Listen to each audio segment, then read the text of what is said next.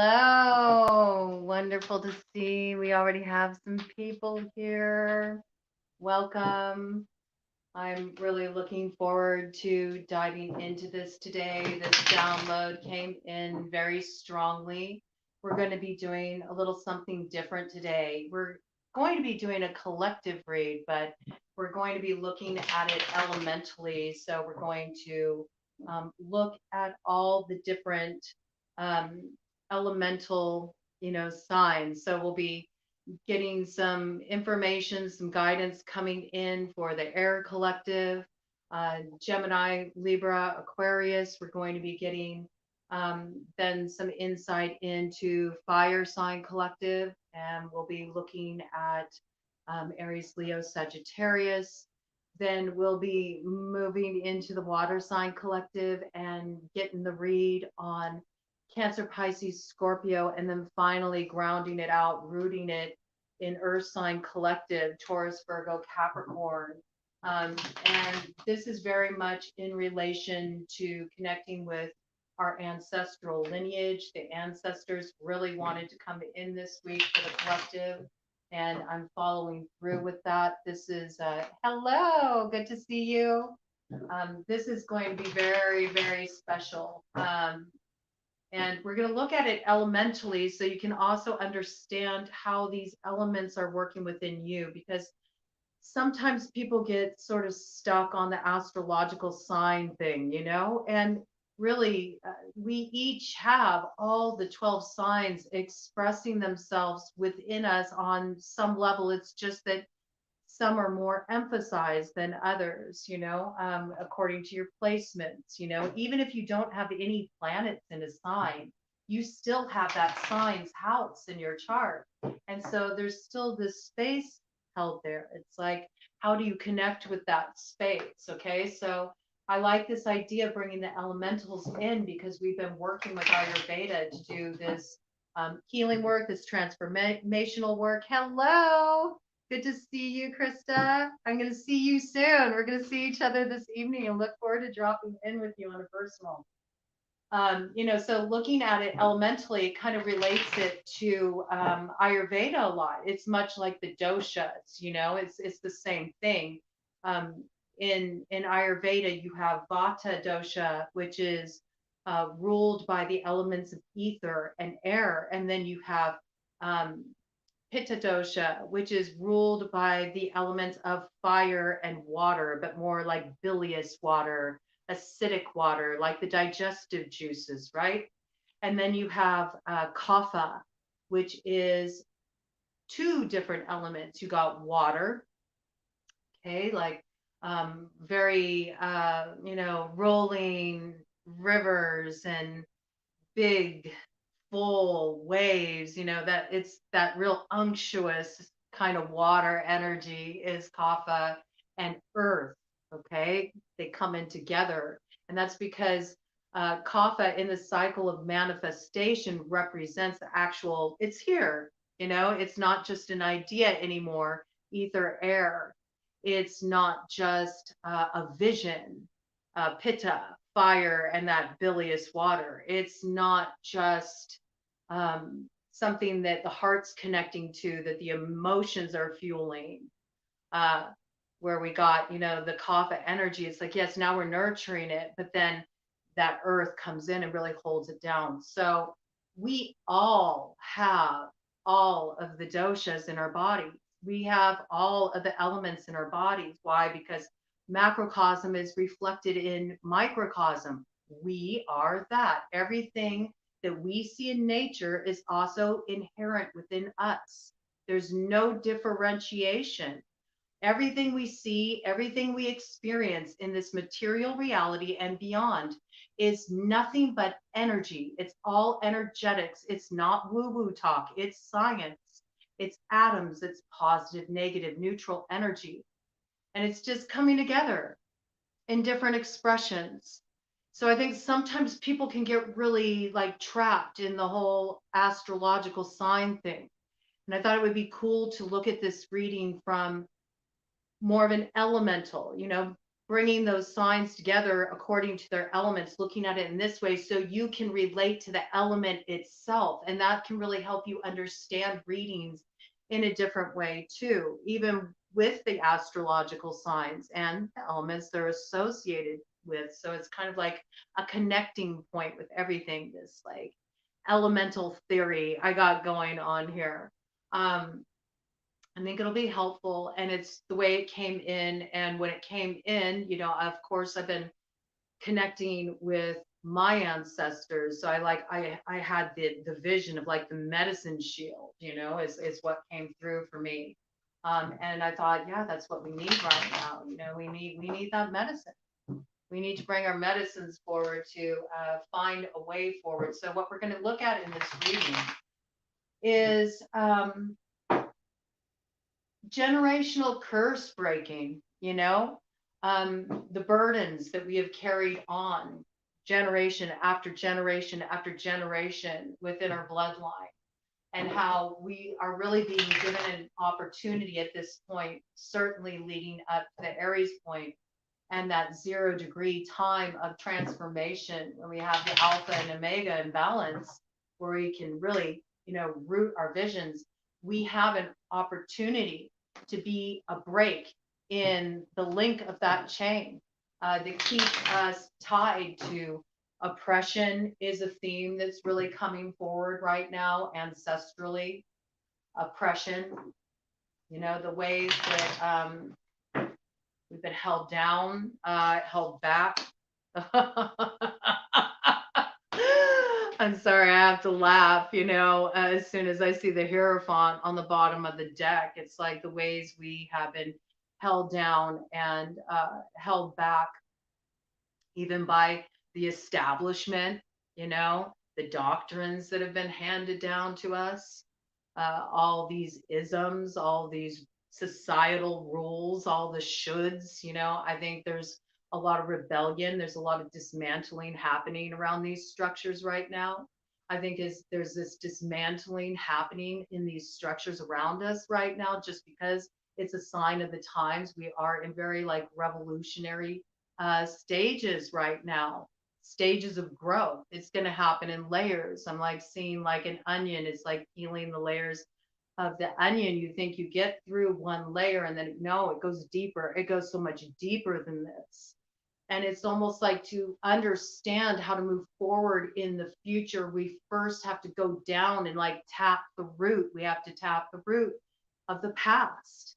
And it's so foundational, not only globally, collectively, what's going on in our world today, but also within our own little microcosm of that experience within ourselves. And that's significant, because it's our experience and how we relate to that, and the medicines that we get from our experience, and tapping it all the way down, to the origin of our bloodline, to the origin of our lineage, and how that's expressed through us. This piece has been coming in for a while now. It's been coming in very strongly, how important it is at this time for the collective to really get in touch with their roots, their bloodline, their ancestry. Truth, okay? Ace of Swords, this is the truth. There's a truth that emerges for you that helps make it very clear where you have to do some kind of cutting of the cords to something that's a burden that's been placed on your bloodline. And there's a lot of this coming up, and we have to understand that in relation to just where we're at in the karmic cycle. We're closing out the Kali Yuga, which demands that we really step into a position of integrity and truth in our earth walk, and also that we get to the roots, and really take things out at the root in terms of these things that have kept us in states of oppression. We're not meant to be here existing in that state. We're just not, It's just humans keep getting it wrong, We keep getting it wrong.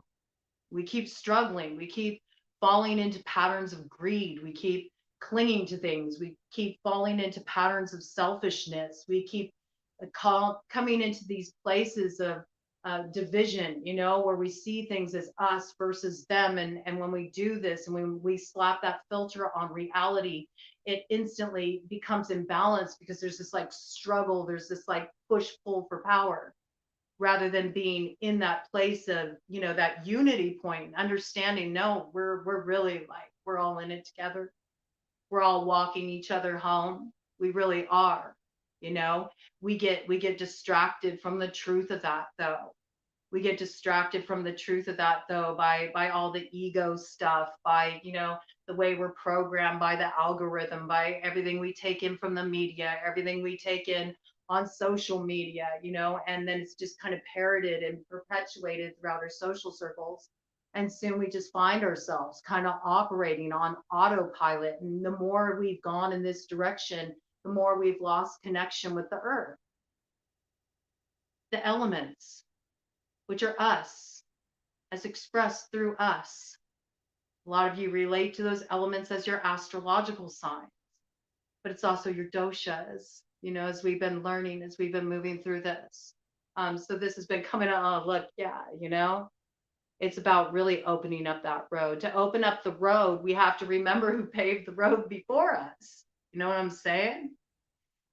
And if we want to be able to move forward, we want to be able to move forward freely. We don't want to be dragging all this collective generational baggage behind us. Then we have to be willing to really take a look at that pain. And so one thing that is really coming in, and it really came in with that Libra full moon, the Libra full moon was all about karmic balance, okay?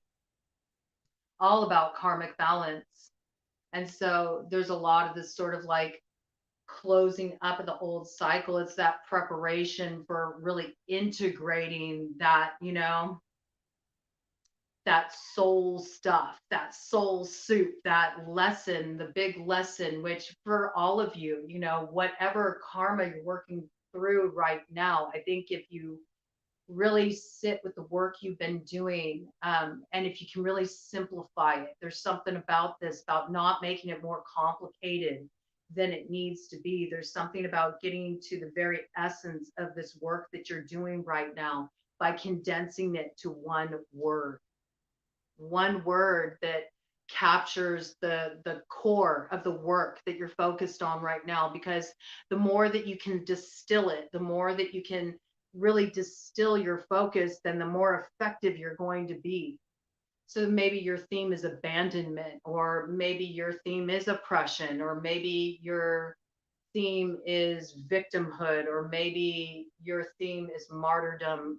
For each person it's different. For each person it's different.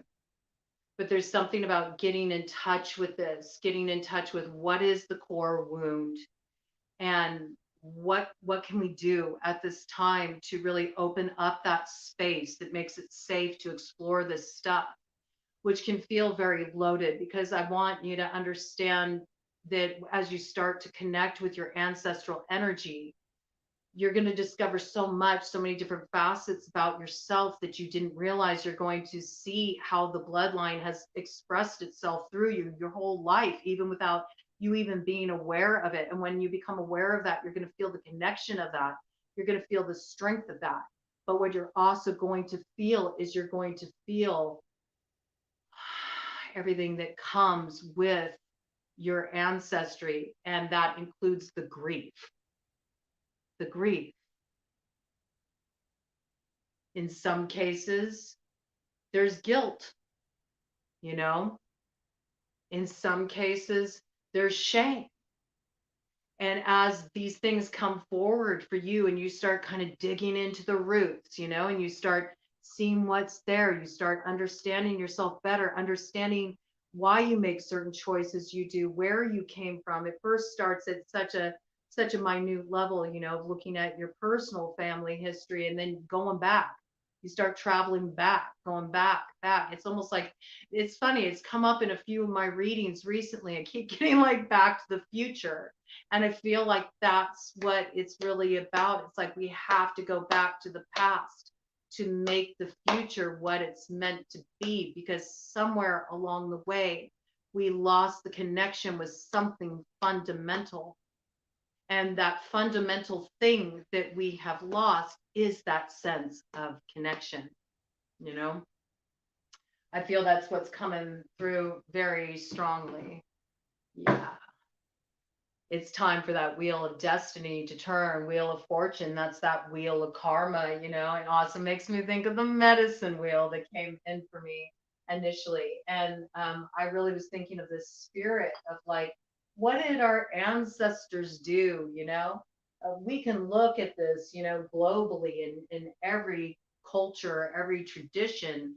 There's always been a practice of ancestors gathering around the fire, you know, coming together, gathering around the fire to share stories, you know. So much of the wisdom that's been passed on, it's passed on through oral tradition. It's through sitting around the fire and sharing our medicines with each other, sharing our stories. I got some tobacco going on in here. I got some sage going on in here. I have some yarrow going on in here. I keep adding to it. I got a little rose going on in here. Mm-hmm.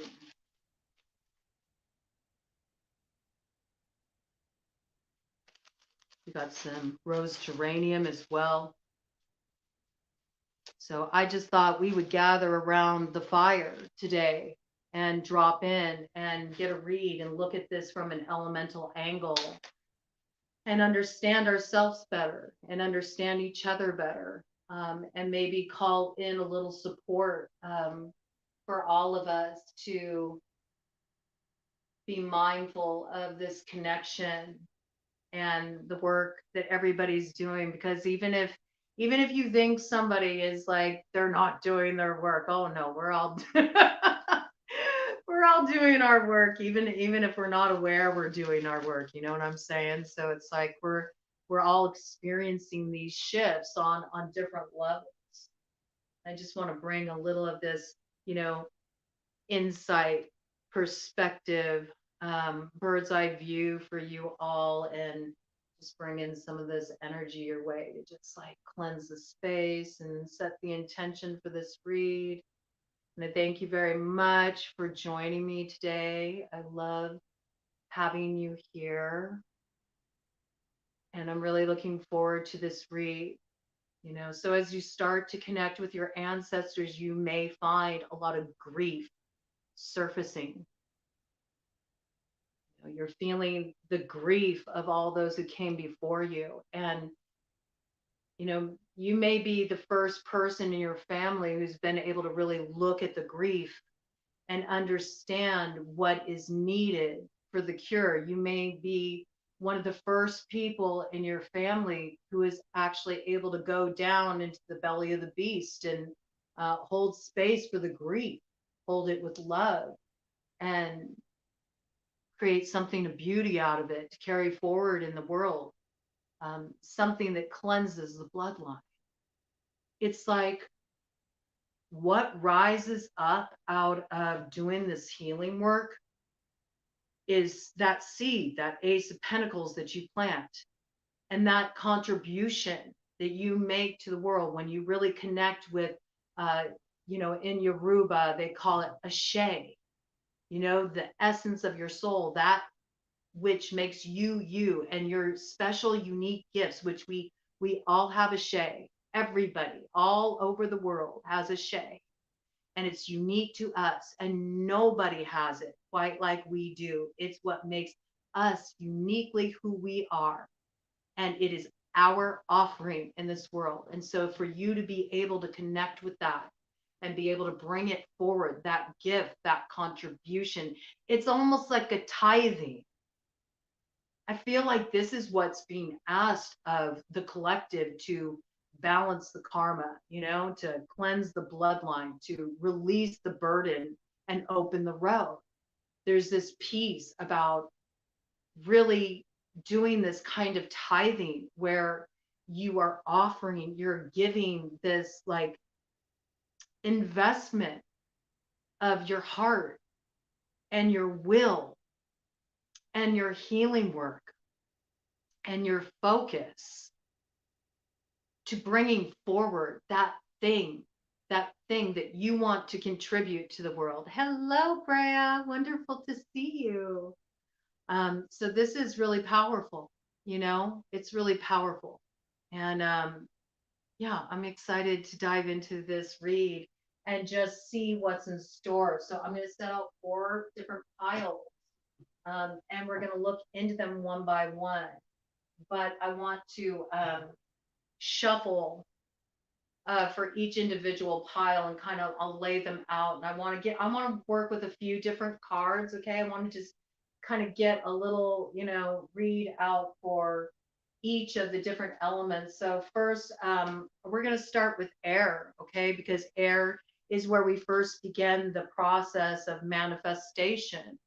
That's what we're looking to do here, right? We're looking to open the road so we can truly manifest those visions that we pull on down, from our higher consciousness or from spirit, and we can bring them into the being. We can speak them into existence, and then we can back them up with our action and our investment of our emotions and our nurturing, our time and our energy and our care, and see it actually come to fruition.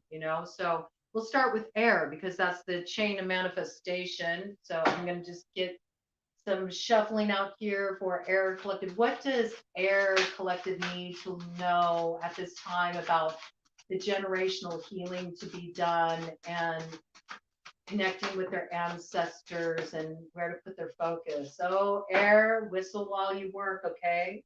I'm going to see here. What does fire need to know about doing this generational healing, doing this generational curse breaking, the work to be done, how to connect with the ancestors? Fire, you may be sharing something with air in this regard. Air, fire might be working in partnership with each other right now at this time. I just noticed the way those cards flew out and kind of crossed right over, directly over air, okay? So there's something about air and fire needing to join forces at this time. So we've talked about that, right? This came in yesterday. Air, ether air is the inspiration. It gets drawn down, from the ether. It comes into form in thought in the mind. And then we get this idea, this inspiration, this way to begin to open up our exploration, of what we want to create.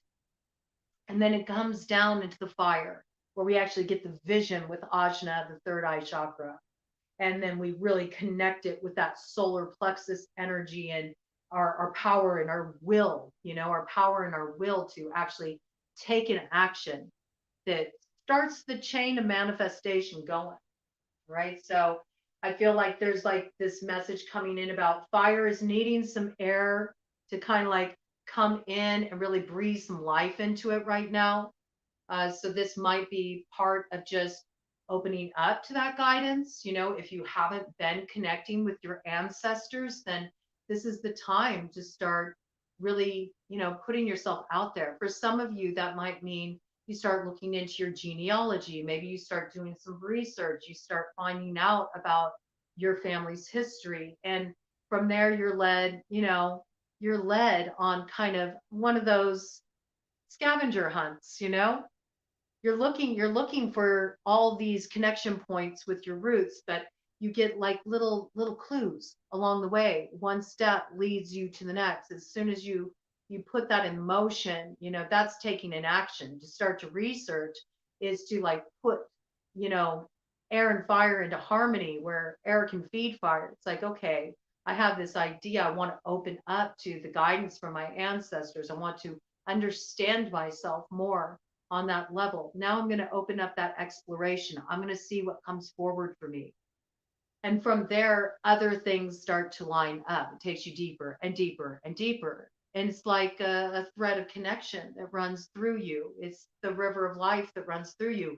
And what do we know about the rivers? The river always returns to the source. Okay. So there's something about really needing to bridge the gap right now, not staying so much in the head, but really bringing these inspirations, bringing the guidance you get from your ancestors. Some of you already talked to your ancestors, You've already started to make these connections. Some of you actually like to sit with your ancestors, and ask for their input, ask for them to watch over you. Some of you feel very connected to this. It's part of your spirituality. And there's like this piece about go even deeper with it. There's something about this coming forward, and bring forward what you learn, like take some kind of action that actually allows them to start expressing themselves through the bloodline, through you, because you're here. And so you can carry that medicine forward. All right, what is coming in, and what does Water Sign Collective need to know about the ancestral healing work to be done? This water, okay. And here comes water to do what? To temper it all. Came in as a crossing influence, flew right across both fire and air. So we know there's some tempering needed, right? That's that temperance image. Sometimes in some decks, you will see temperance as fire and water, like holding the two polarities, yin yang can be represented very much like that. And we also know we've been looking at this piece about the masculine and the feminine, and how a bird can only fly with two wings. We can't leave one of these wings behind. So we have to find a way to unify the masculine and the feminine, and to hold both in a balance of power, because both are essential to create a future that has a balance of power. It has an effect. We have to learn to value the input of both. Very essential. So right now we're doing a lot of tempering around this, because there's so much polarization, and we've seen that, right? There's so much polarization in our world right now. There's so much us versus them. There's so much division, just divisory energy, that this is a lot of work, and as we bump up against the places where we're finding it hard, to make the connection, to balance things out, there's activation. There's activation. You can have activation coming forward in the very, like, I'm getting like emperor reverse kind of energy, when fire rages out of control, okay, as representing the masculine, that active force. When fire rages out of control, it's very destructive, so we can go all the way from one extreme to people being so polarized in their positions and so intractable that it actually becomes a destructive force. That's when you get people wanting to have rule over others. That's when you get suppression. That's when you get stubbornness to the extent that it makes things stagnant, because nothing can move forward, nothing can grow when there's this stagnancy. It can also be an abuse of power. Okay. And if you're doing this ancestral work, you have to understand all of those themes, how that can play out in your bloodline, which I think if you just look back, at the deep history a little bit, it'll be very clear how these are being, these qualities, these archetypal themes, these energies or meta themes are playing out, from your bloodline in the present. It's all just being carried forward. The energy continues to carry forward until somebody comes along, and that somebody is you. You're the only one who can do it. When somebody comes along and says, no, there's a different way to move forward. We don't have to drag this baggage behind us. And we've been doing this work around soul retrieval. It's been really interesting, because that soul retrieval piece kind of got merged with the ancestral piece. And I thought it was brilliant when it came in, just using soul retrieval in this kind of way to really like reclaim the ancestry, to really reclaim our connection with our roots. I just thought that was just so beautiful, like calling the roots back. It got me looking at soul retrieval in a whole different way, and I'm coming to understand it a little more deeply. I'm coming to understand a little more deeply about the work it's really calling us to do, which is calling us to cut the cords, pull, not just cut it, extract it, get it out by the root, pull it out by the root. That which is oppressed, that which has been a burden, that which needs to be lifted so that road can open. Because if we continue to perpetuate the energy that has been passed on generation to generation to generation to generation, the road is never truly open. And it's when we do this clearing work and this cleansing work and this healing work, and we have the courage to look that deeply into our past, where it even goes beyond our present incarnation, to really access those. Oh, so beautiful. I just happened to look at the bottom of the deck. I mean, that's when all that nurturing flows in. We were just talking about water sign collective. Water sign collective here. Look at that. The beautiful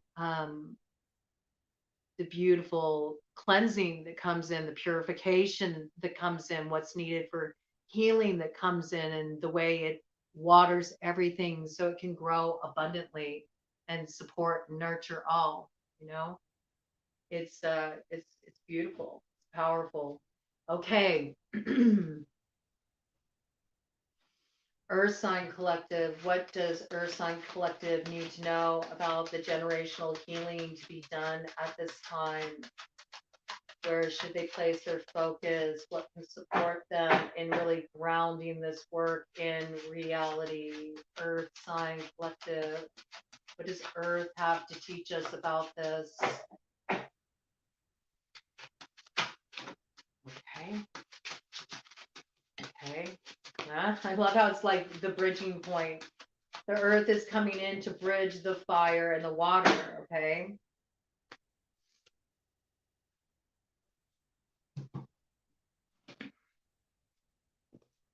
Oh, wow. Okay, we got a lot here. A lot came in for earth, so I feel this is significant. So let's start here. And then I think we'll get an angel card for each one. I think we're going to have a lot to look at, though, just with what's here. And you know how I can go down a rabbit hole, I can go on a tangent. So first, we're looking at air sign collective. And what we see here with air sign collective is when we look at air, we have to look at the quality of air, okay? Air, ether air is what we're really looking at here. Ether air is all about thought. It's also about truth, connecting with truth. Um, it's also about the words that we use. It's about inspiration. And I see that your minds are very active, air sign collective. You have a lot going on up here in these upper channels. Everything is happening all up in this like ajna, third eye chakra, sahasrara, crown chakra area. You are probably experiencing a lot of realizations right now. You probably have like channeling, those of you 33 on the clock. Those of you who are in tune, who have like really opened up to higher consciousness states, you've been doing that work. Maybe you've been spending more time in meditation. Maybe you've been really creating spaces for deeper listening. I think you're finding that there's a lot more downloads coming in. You're getting information coming in. This is really about you kind of like getting out of the way and trusting your orders. That's what I kind of got. It's like, okay, here's your working orders. This is what you need to do to move forward. And I think right now, your mind is really abuzz with certain steps that you need to take to actually bring this thing into being. There's certain things you need to do. There's certain things being asked of you. And you shouldn't question these things, what's crossing this. Oh, wow, look at this. 9 of Pentacles. So I really get this for air sign collective. The generational curse that you're breaking right now has everything to do with abundance and your ability to manifest abundance in your life.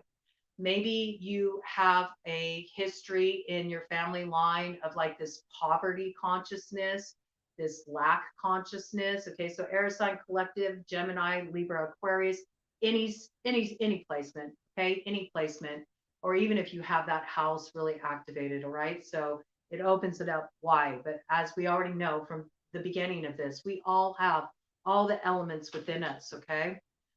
So maybe there is this history, in the family line about sort of what's possible. Maybe there's this like belief that's been passed down about you can only achieve so much success, know your place, know your position in life. Oh, this is interesting. I'm getting kind of like some past life stuff here that maybe some of you have connected with, where maybe maybe you have recollection, maybe you have memories of a life where you were almost in like a real subservient kind of position, like you were some kind of servant, like your life was sort of chained to this like martyrdom of servitude.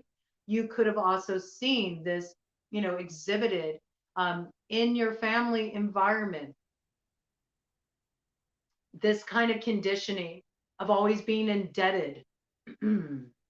I feel like you've really been doing the work. This is what's kind of coming through right now. I think there's a lot that has come through for you. I think you've actually done a lot of tangible work. I say that also because we have this, pentacle energy here, which is all about earthing it, really rooting it. So I think you've been very busy with this. I think you've already been doing this work. Perhaps you've been really looking at your thoughts around abundance, around being able to acquire stability. Um, Maybe you've been challenging some of those thoughts, challenging some of the limitations that were put on you by your elders. And maybe if you look really far back into your ancestral bloodline, you'll find some kind of themes of this, some way that they were repressed, some way that what was truly theirs was stolen from them. Yes. Okay.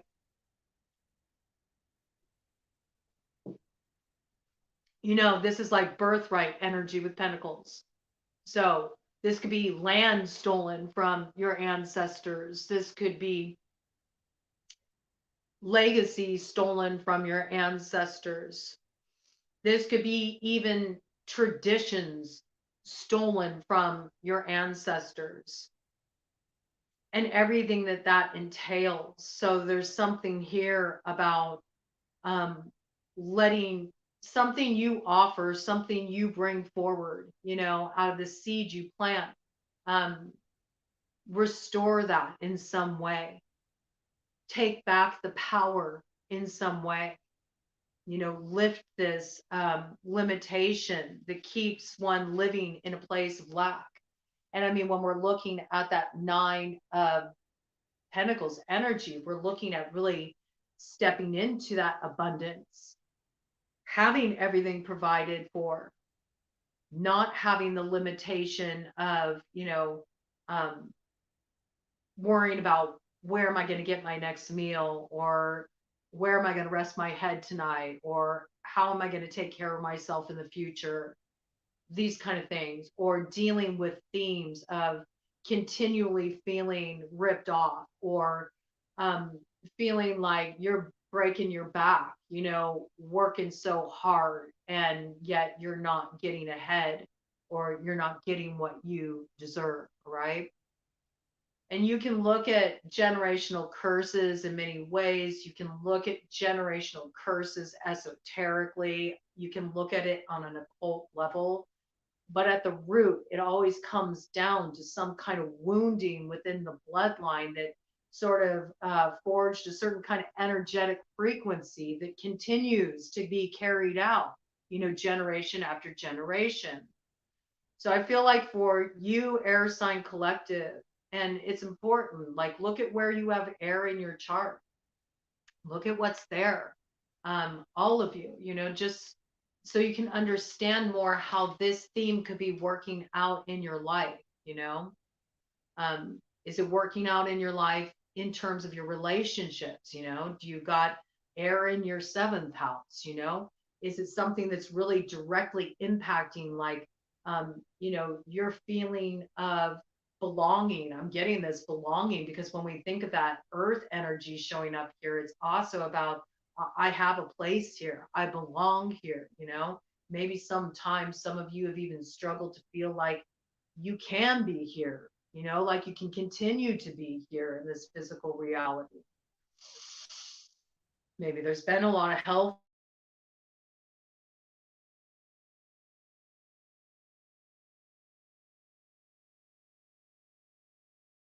fulfillment, and not just dreaming it, not just thinking about it, but really seeing it as your reality, living in a garden of earthly delight. And I also feel that there's something that's coming forward for you, Air Sign Collective, that is helping you understand that my work does not have to be servitude. Hello, Sunny. Welcome. My work does not have to be servitude. I do not need to, live to work. That's not what I'm here for. My work is to be my joy. My work is to be my fulfillment. My work is to be my blessing. It doesn't just bless me up. It doesn't give just that support and that abundance and that thriving, forward for me. This brings it forward, for future generations to come. And it extends that healing back to my ancestral past. Why? Because I'm giving everything that they went through, all the sacrifices they made, everything that they struggled up against, just so I could have this opportunity to call in their greatest, highest hopes through the expression of my life's purpose. I feel like this is what's really coming in for you. Let me see here. I want to get an angel card on that to ask specifically, ask the angels, what is the work that the Air Sign Collective can do around this to help lift this generational curse, to be a break in the link of that chain, so there can be freedom from this sense of lack, this sense of limitation, this sense of oppression, or being ripped off. I'm getting a lot of people in the Air Sign Collective. You have lineages where land was stolen from your ancestors, and that's really coming forward. And so there's almost like this tithing energy. How can you rectify that? Do you need to maybe do some healing work with the land? Do you need to give back to the land? Do you maybe need to educate people about respecting the land, nurturing the land, protecting the land, this theme, something is coming through around that for the Air Sign Collective. Very important. Maybe it's about you really shifting people's consciousness in some way about respect for traditions, respect for different cultures, different traditions, and not disrespecting, what is sacred, what should be preserved. There's a big like earth piece coming in here though with that pentacle energy. You'll understand, it'll be expressed through each of you differently. It'll be expressed through each of you differently. But there's something about this, about remembering your connection to the earth and some way that you bring this forward in what you have to offer in the world.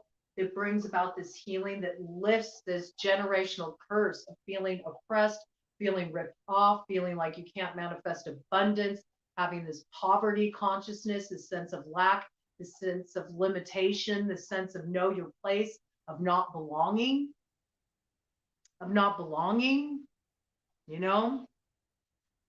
It's in reverse. Yes, this is the karma. If there was an injustice done, in your ancestry. We got Wheel of Fortune in reverse. This is what needs to be turned around. Sometimes what goes around comes around. There's something to rectify here. Something needs to be balanced and corrected. We have Metatron, the recording angel. Okay. Advancement and progress teaches, guides, and records events in the book of life. Yeah, I think it's really time, I'm feeling like connect with something that you can read, something that you can study about your ancestry. Pick up a book, go to the library, pick up a book. or, go and hear a talk, go and see some kind of event, whether that's like a public speaking event, or maybe it's some kind of event that centers around activism in some way, or some kind of educational opportunity. There's something about really getting in touch with the records, the records of your ancestral bloodline. You need to understand about what's going on with these inequities in your bloodline. A lot of it for you revolves around conflict communication. There's been a lot of suppression of the voice. There's been a lot of suppression of the truth. And that even relates like institutionally, because we have to remember that we had that Hierophant come out in the beginning on the bottom of the deck, and the Hierophant is like institutional stuff.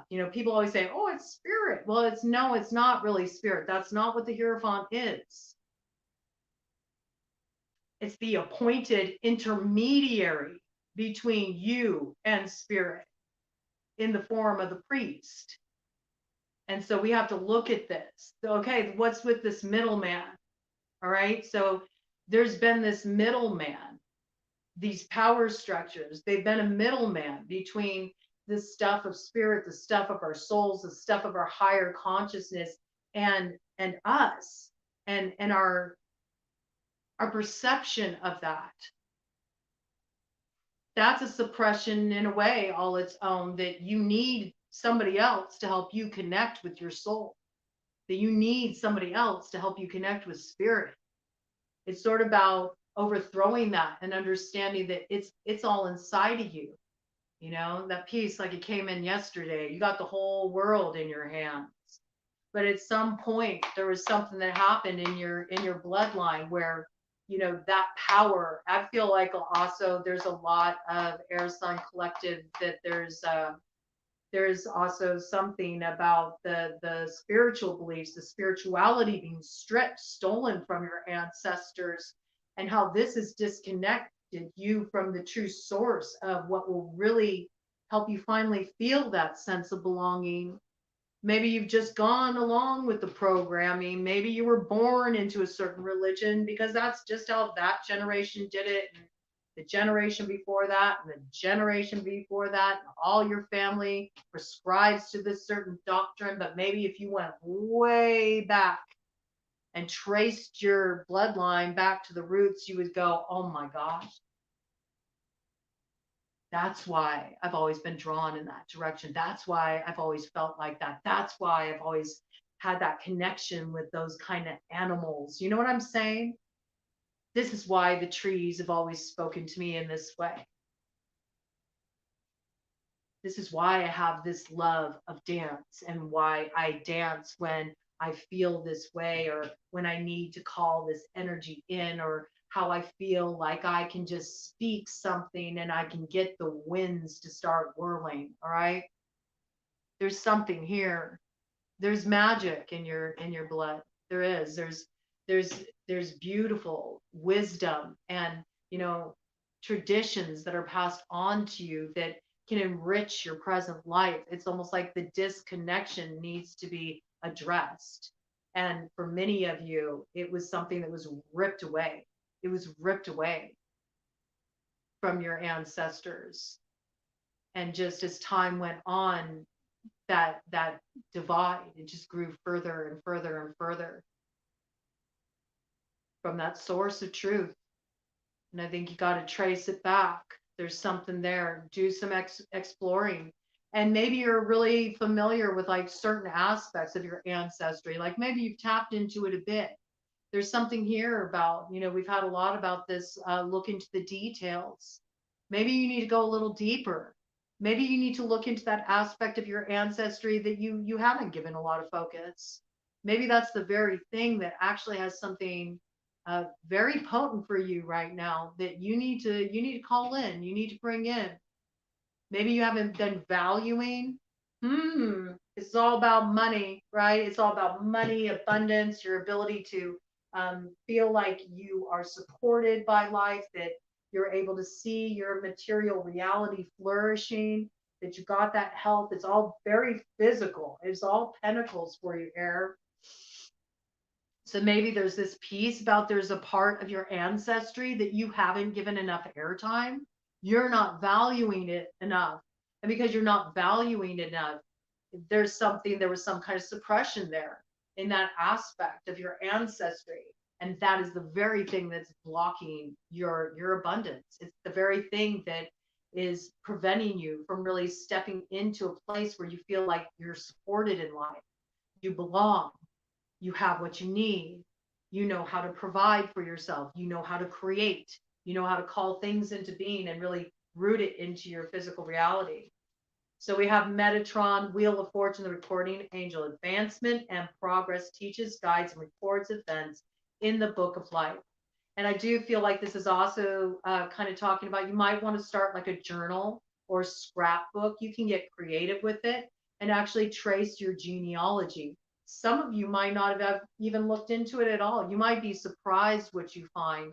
And there's something about, I'm not talking about doing one of those like tests. You know what I'm saying? This is about, no, open up the books, open up the records. Like there's something about doing it that way, viscerally, where you really like, you're putting yourself in it, that really connects you with what comes forward. It also carries forward that spirit of oral tradition, you know, where you write down what you learn, you record it, you know, you create a book, a scrapbook, a genealogy record book, you know, there's something here. I think it would be very powerful for you, Air Sign Collective. All right, and let's see, any other guidance here about what Air Sign Collective can do at this time to address this particular generational burden that needs to be cleared. Angels, any other guidance you have? Whoa! Oh my! I don't know if that picked up on camera or not, but what do we have fly out but Temperance? Okay, the same time that Temperance flew out, the last pile for Earth flipped over. So there's a message there, but we'll have to wait until we get to Earth to bring that in. Okay, we're not going to jump ahead, but it's almost like saying, and it's interesting because when the Earth pile flipped over, it flipped over everything in reverse. Okay, so I feel like there's this balancing work needs to be done so you can lift this block and your manifestations can actually start coming into being. So you actually can see the tangible physical fruits of your labor. I'm picking this up very strongly. Temperance, Chuakia, the god of joy, reconciliation regains the favor of those one has offended. And so this brings up an important piece for any of us. And, you know, so many of us, you know, we have all different kinds of cross-cultural backgrounds within us. But this brings up a very important point about, you know, certain European descent and other. I mean, if you really do the research, you'll find all kinds of oppressors, you know, in many different cultural backgrounds. But this is really about looking at areas where maybe along your line there was some sort of your ancestors acting out to oppress others, and the way that that can be internalized as well. The way it can be internalized in such a way where you feel such supreme guilt for the crimes and the atrocities of your ancestors that you begin to embody it as the present reality, and you do not allow yourself to receive abundance because you feel this imprinted guilt. Does that make sense? Okay, so there's something about this here, about really looking at the roots And I like this with the book of knowledge that came in here. Okay. So I'm going to put it out there. Okay. For white people out there, right? The white people, we have this ancestral lineage, and it doesn't matter if you have other cultural backgrounds. It's still something that is energetically imprinted in the bloodline. It's energetically imprinted in the bloodline that we have this oppressor. Okay. We have this oppressor stamp there. And one of the best things we can do to rectify that in the present is become aware and to look at the ways that we have been programmed to view other cultures in certain ways, to adopt false beliefs, and to unlearn the programming and to get wise, maybe to explore um, other cultures, other perspectives, look at some beliefs we have that are rooted in ignorance, and do what we need to do to educate ourselves. For us to take up that work, it's important because it's important for us to do that unlearning. It doesn't matter if we feel that maybe we haven't done that in this life. We still adopt certain filters according to our programming that have been passed down to us. So it's about us really doing this unlearning work, unraveling this filter that we've seen reality through, and understanding that it's our responsibility, it's our job to understand the truth and to recover what has been suppressed by these institutions. And you'll see a lot of that come forward in our history, in our history books. Our history books only tell one side of the story. It doesn't focus on the story of the cross-cultural perspective, by and large. A primary example of that, we have to look at, the whole Columbus Day and how that was always, such a story in, history class in school about Columbus discovering America, and, this kumbaya moment of, breaking bread with the indigenous tribes here on this land. And we've, by and large, those of us who were raised in, the 80s, the 70s, going back, we didn't even have these things questioned back then. It's just something that was kind of programmed into us in school to look at the world that way. And there's a lot of lies in what we've been told. So this is also about us taking that upon ourselves to be willing to do that work, to really become aware,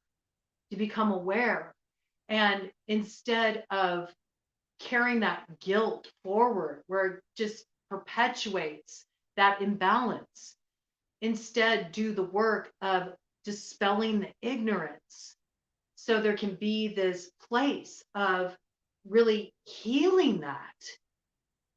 Not just for us. Do you understand how healing that is healing cross-culturally? And it's a unifying point.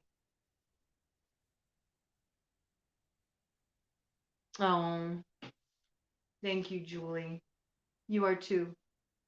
So this is about, us reconciling maybe some things we don't want to look at. Maybe some things that are hard to look at about our ancestry, and how we can make amends for that. What can we do? What can we do to regain the favor of those our ancestors offended, and those we may have unconsciously offended just in our lack of awareness, just in our own ignorance because of the program, the algorithm? Okay. Woo, that's potent. That is potent. All right. All right. We're not skimming the surface on this one, but I think it's an important discussion. Okay. Now we're going to look at fire sign collective. Oh, both in reverse. Okay, so we have the Chariot in reverse. And we have the Knight of Pentacles in reverse.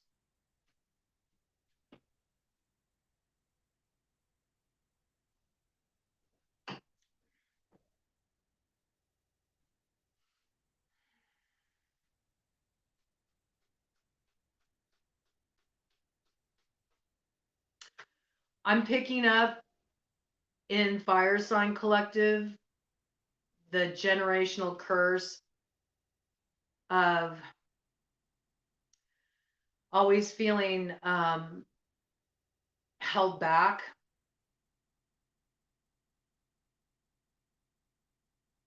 due to a sense of entitlement. It's like feeling like you're never able to go forward in the direction you want to go to, feeling like you never quite end up where you want to be, feeling like nothing ever really turns out the way you want it to turn out, feeling like all your efforts come to naught. I feel like it has a lot to do with a sense of work ethic, with the Chariot in reverse, and with the Knight of Pentacles in reverse. It's almost giving me this vibe of entitlement. That's what's coming through, entitlement. Okay. So this is really about looking at ways that you expect others to take up the slack for you, or the way you expect others to sort of shoulder the burden, shoulder the responsibility of what you really should be tending to yourself. Picking that up very strongly. It's almost like expecting to move forward on the backs of others. Okay. So I feel like that's kind of the generational curse. So there might be a lot coming forward in the Fire Sign Collective that relates to kind of what got brought in at the tail end there, the Air Sign Collective, of people who have been power hungry, people who have patterns of greed.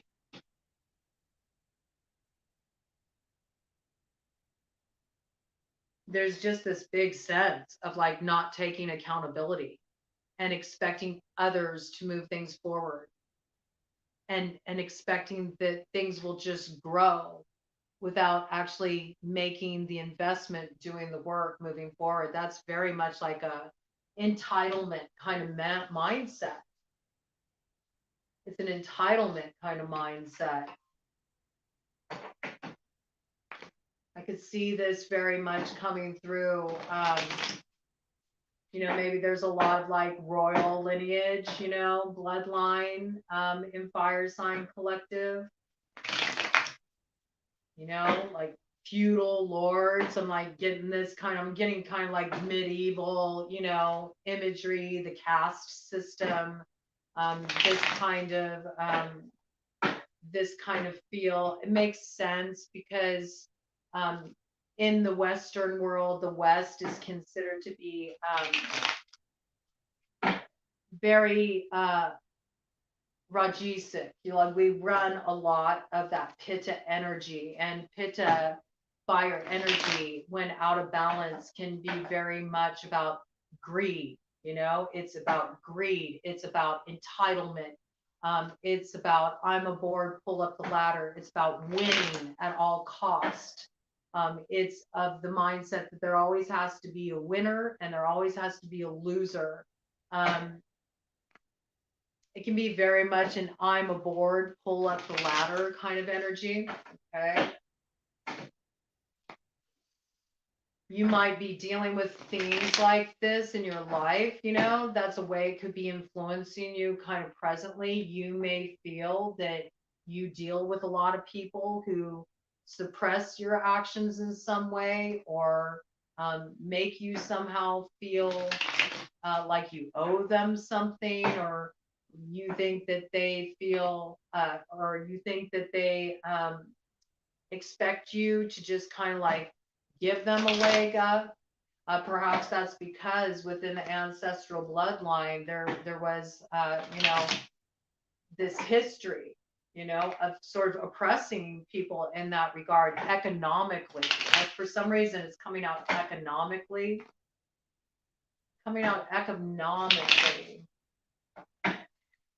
Also something around the freedom of choice. So this also could have had to do a lot with, there might be something within the ancestral history that's about controlling thought, freedom of thought, I'm picking it up in like a religious sense very strongly.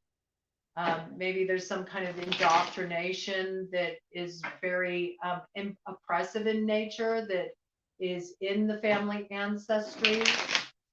There's some kind of unlearning that needs to be done here. I feel like suppression of people's, right to speak their truth, suppression of other people's right to have their own beliefs. There might be something along these lines. It feels like suppression of like large groups of people. This might be something to learn about within the ancestral bloodline for fire sign collective. Look in your chart, where you have fire, where might that theme of entitlement or suppression of thought, suppression of communication, suppression of ideals, the freedom, to have your own ideals, to live life according to your own code of ethics. Like, where does that come from, and how is it being expressed in your own chart, wherever you have fire? Something very interesting to look at. It's something that's preventing forward motion from connecting with something meaningful, is what I get. Something that really connects with a sense of meaning and desire to invest in doing this work. Ugh. 5 of Cups coming up in reverse with the angel here. We got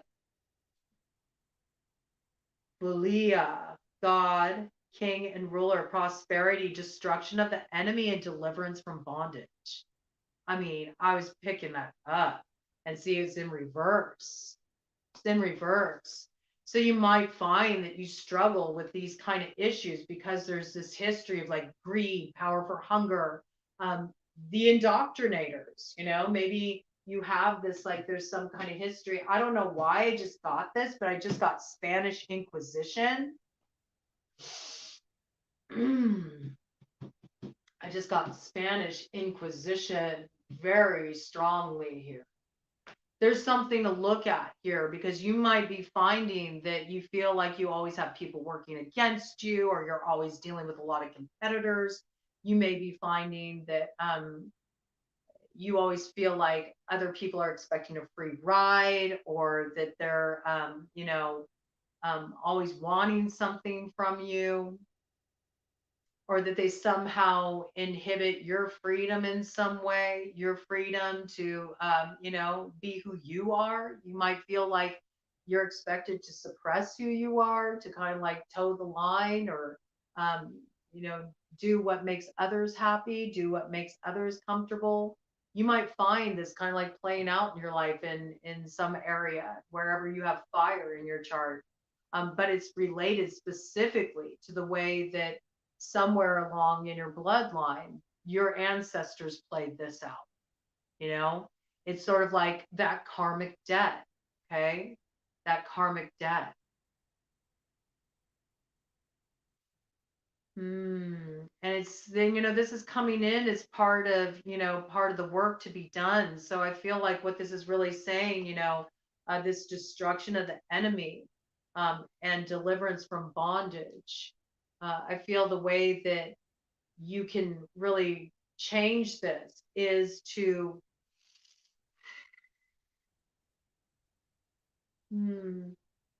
I feel like greed is essential. Like greed and entitlement is like a central issue coming up for fire. And it's going to be individual for each of you, like where it is in your chart, what needs to be addressed there. I feel this is about gratitude. I feel like it's about gratitude. I feel like it's getting in touch with more of a spirit of um, appreciation. I think it's more about like really recognizing and honoring the contributions of others. I also feel like it has something to do with giving back, you know? Where have you been taking too much? Where have you been wasteful? You know? Um, where have you made it all about what works for you without having consideration um, for others affected? You know? Where have you been thinking more in I consciousness instead of we consciousness? This kind of coming through, start to unravel all that, Um, there's also this piece with prosperity, it's like what's given, you know, there's many different forms of currency too, this coming in, are people really expecting a free handout from you? How have other people, given to you in your life? I feel this like the greed, it feels like it's more like a material greed. It's more like a status, kind of greed. It's not it's not really looking at this concept of the true spirit of abundance, that there's more than enough. Like you don't have to oppress others, take from others, be greedy, get your hands on all of it, hold it tightly. There's more than enough for everybody. And so there's some kind of reworking, some kind of understanding um, this concept, where does this, and in a way, it's another way that this scarcity consciousness that kind of gets carried over from the air, we see how it manifests, right? It goes down to the next stage of development, backed up by actions like just being, money hungry, just not being wasteful, just being wasteful, not appreciating the abundance, not really valuing it, and having this grasping kind of energy. It's understanding there's other forms of currency too. There's other forms of currency. Any energy that we invest, any energy that we share, any energy that we give to others, pour into others, bring out into the world, it's a currency. It's a currency all its own, and money is also just a currency. It's just another kind of energy. We can use money. Sometimes this destruction of the enemy, right? So there's this concept, right? That to be successful, um, you got to be cutthroat. There's this kind of like mentality around progress, and what that looks like. That you can't ever have your heart in it. You can't ever have any level of compassion. That you can't look at the higher ideals and what's truly good for humanity as a whole. That it's just about, as long as I got what I need, that's all that matters. It's like every man for himself kind of mentality. And there's this need, what is the thing that we hear all the time? Money is the root of all evil. Okay. And for those pitta types, that pitta is very ambitious, right? Pitta has vision, and pitta can really have the work ethic too, to like bring things into being.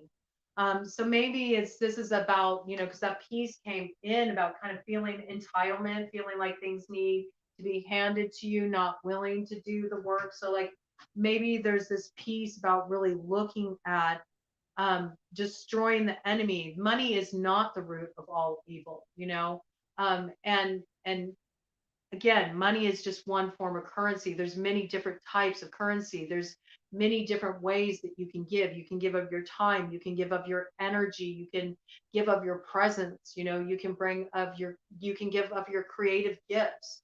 You can give support to others, emotionally.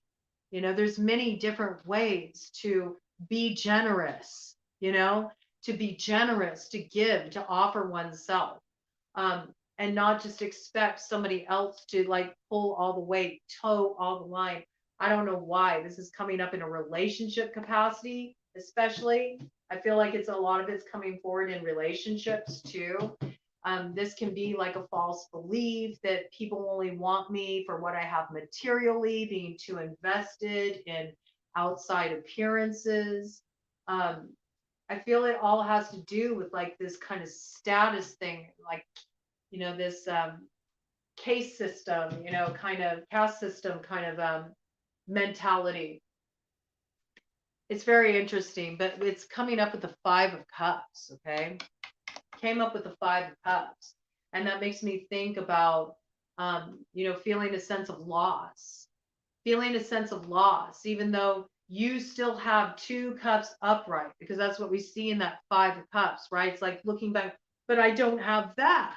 That's kind of a greed, right? It's like looking back at the cups that are spilled and like, well, I don't have that. And never mind that you have, this beautiful thing already there in your life.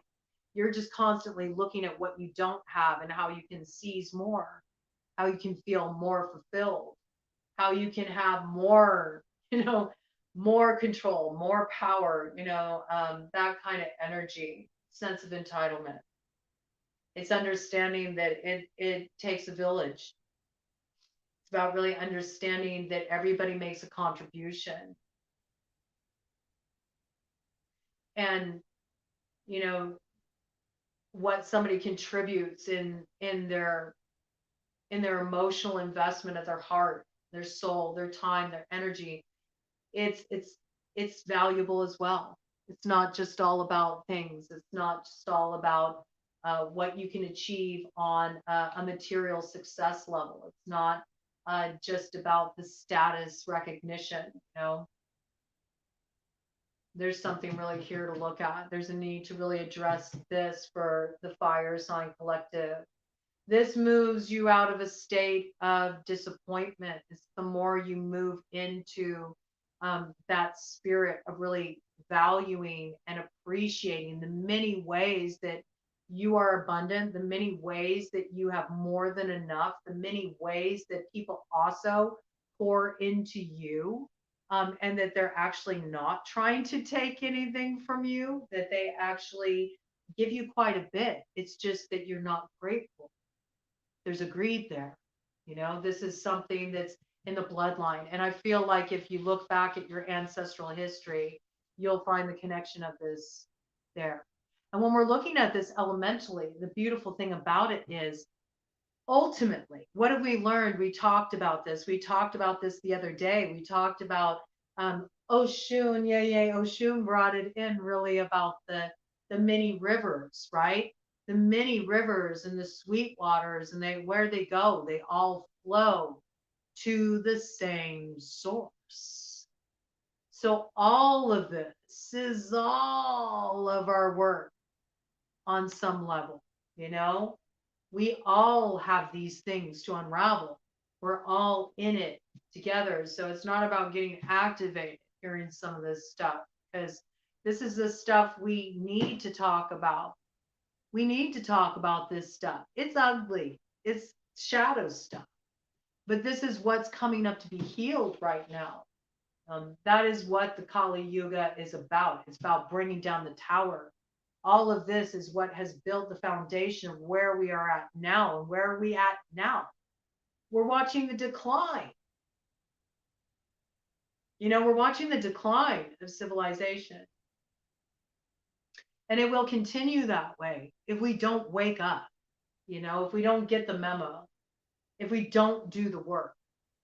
This absolutely can be a garden of earthly delight, but it requires that we move in harmony, that we pull our energy together, that we focus on those points, those threads of connection, the things that bring us together, because that's what brings about the balance of power.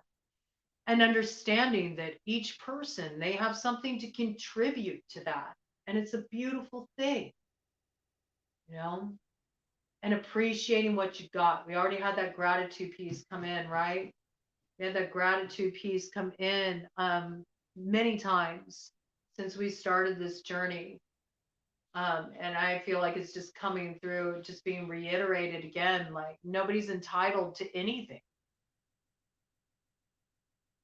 And nobody has control over anything. And no one should desire to have control over anything, because that's not being in that spirit of love. And love is freedom at its core. It's freedom for people to be who they are, and have full expression of that, and to accept that, and to accept the differences, and to not have them be dividing points,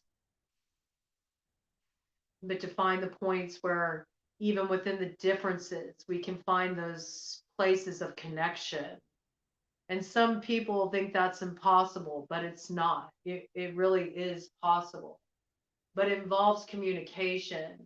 And oh, that's an interesting piece. It also involves valuing the truth, the perspective, the insight, the understanding of another.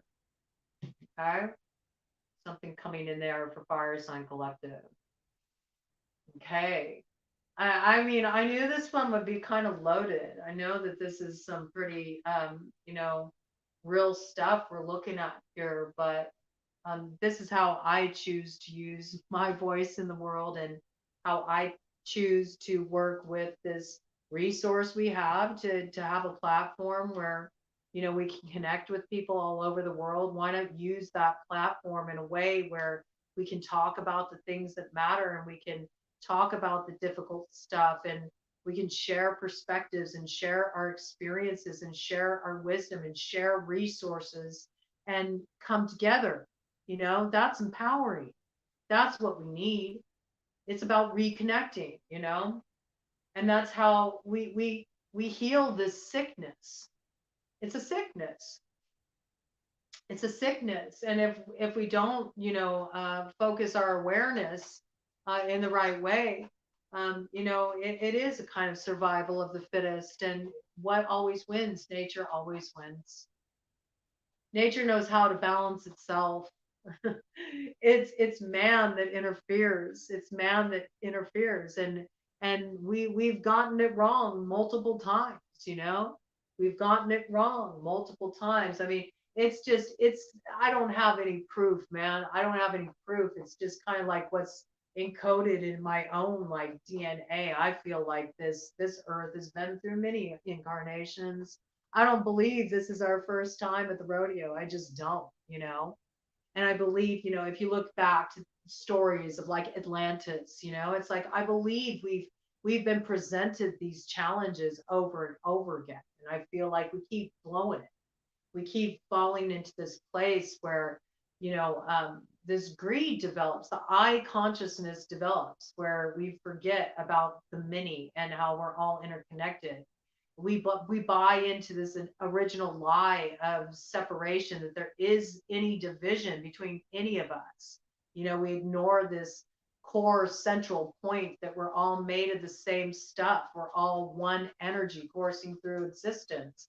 And so that makes us overly identify with the ego. Now, I don't think the ego is a negative thing. You need an ego. People are always like, lose your ego, man. Oh, let me tell you, if you lose your ego, you're not going to be able to function in this reality. You need a healthy sense of ego to be able to just operate in this, dimension. You do.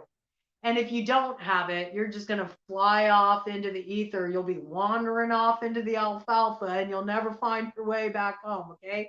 Your ego is what keeps you grounded here.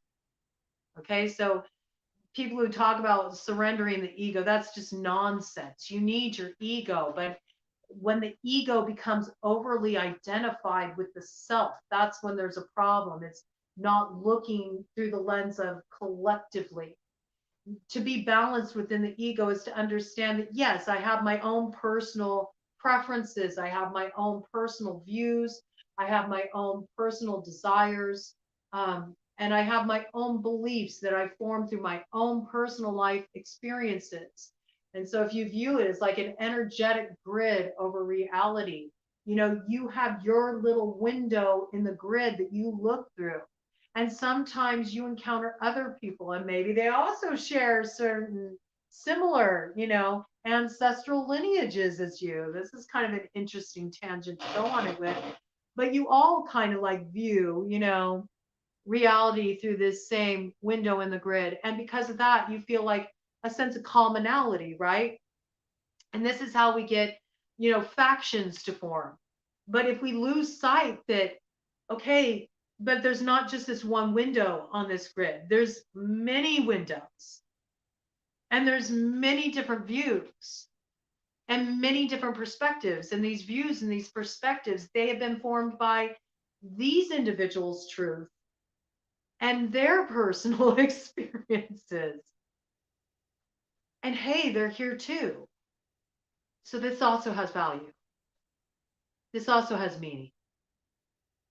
And maybe it can even encourage some understanding where before there was that lack of awareness, you know? Hmm. Hmm. That's very interesting. I just heard for Fire Sign Collective, get out of your bubble, man. Get out of your bubble. When was the last time you really got out of your bubble? When is the last time you got out of your community? When is the last time you maybe made connections with people that um, maybe you haven't been open to looking at their perspective? Maybe you feel a little challenged to step outside of the box. There's something about this. There's something about you need to expand your view, you need to expand your horizons. You need to open your mind a bit more, maybe you've become a little bit too dogmatic, that energy coming in. Very interesting. Okay, let's look at water sign collectives, all about water, right? It's about what we need to nurture here. Yeah, again, we got the 9 of Wands coming in with the 4 of Cups.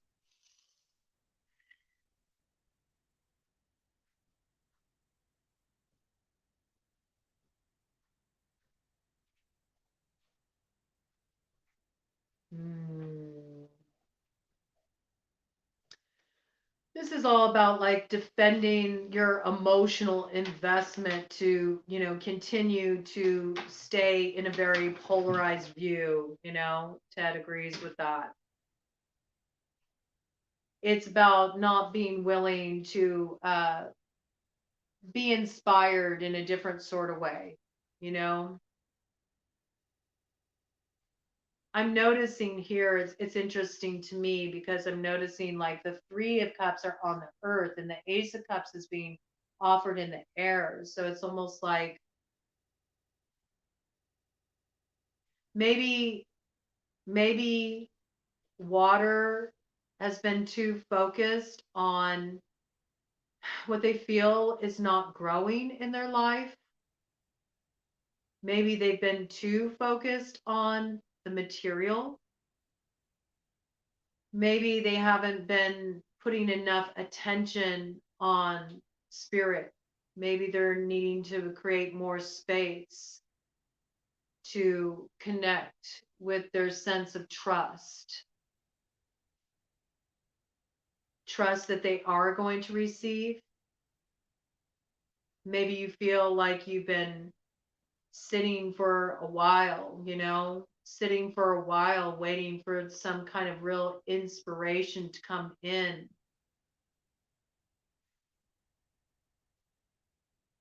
Maybe you're feeling dissatisfied, water sign collective, you have that higher ideal, right? Like water is very attuned to the emotions. Water is the source, right? Water is that quality of love. And maybe you feel disappointed. Maybe you feel disappointed, water sign collective, that people can't seem to get it right.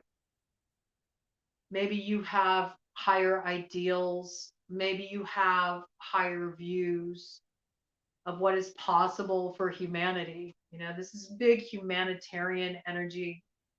Maybe you feel like you've been, holding up this work for too long with the 9 of Wands, trying to preserve, this higher awareness, trying to preserve this higher consciousness, trying to sort of hold it down, hold down these higher ideals, trying to get people to see, get people to wake up, Maybe you're some of the rubble rousers. Maybe out of the rubble, you're trying to do a little bit of like rabble rousing, you know?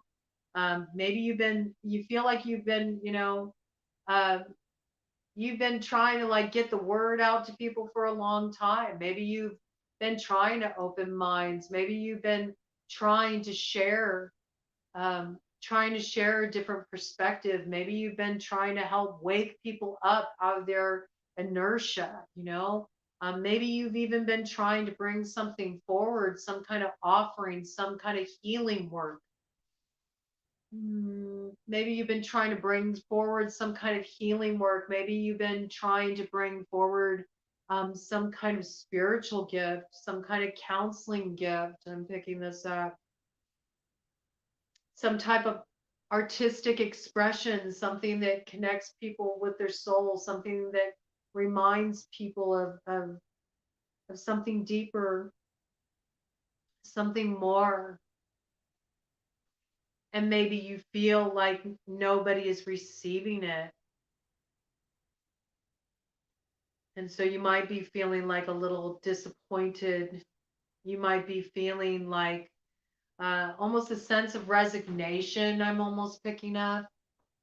It's almost this feeling of like wanting to just like throw in the towel because you're just tired.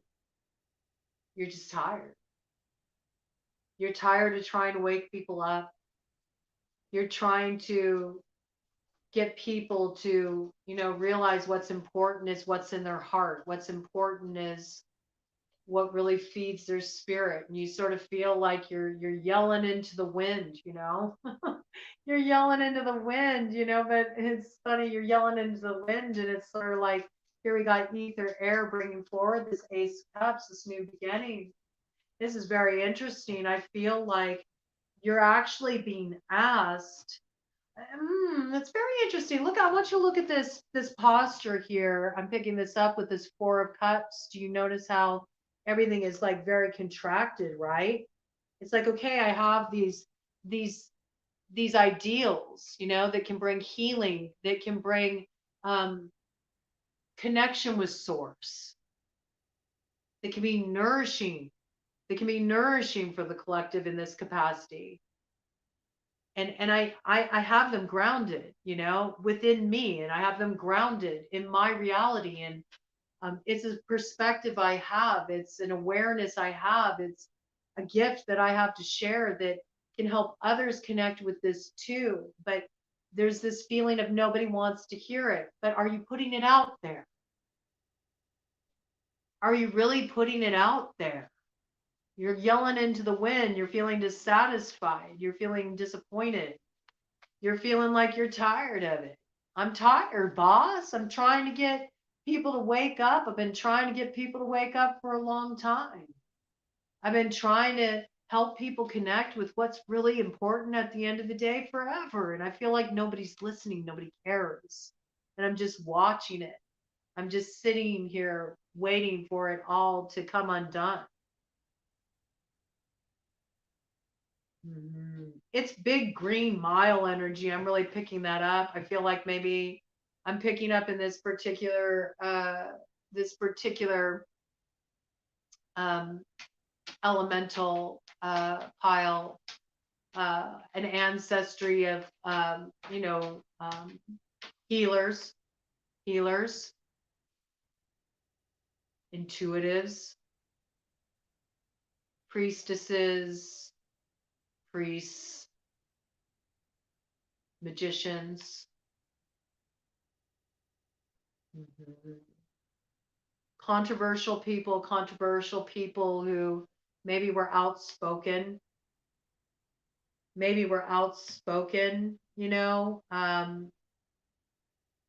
in their past lives and were somehow punished for that. It was a great burden.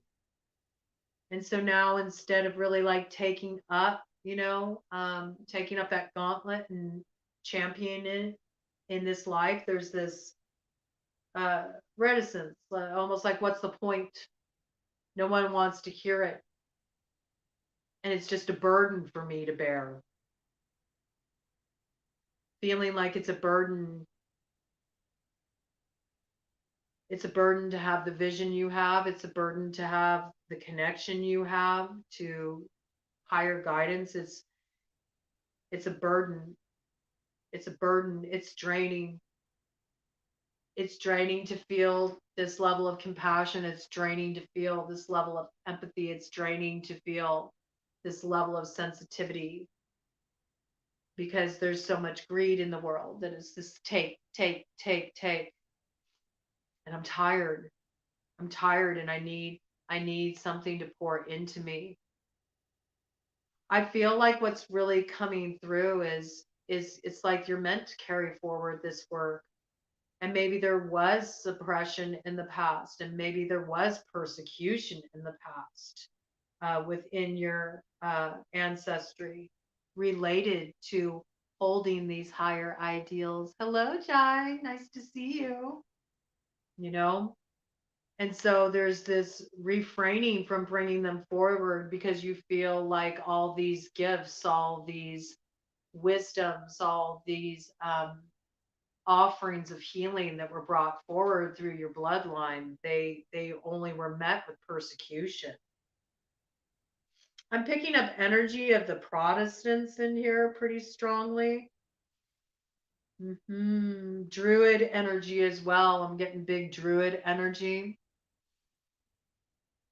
I feel like somewhere within your ancestral lineage, water sign collective, there's this story about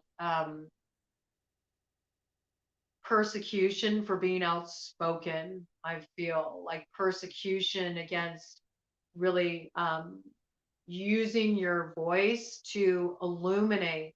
Now, I mean, we got a lot of work to do, right? There's a lot of unraveling that needs to be done. There's work that needs to be done around this. There's work that needs to be done around reclaiming the voice, um,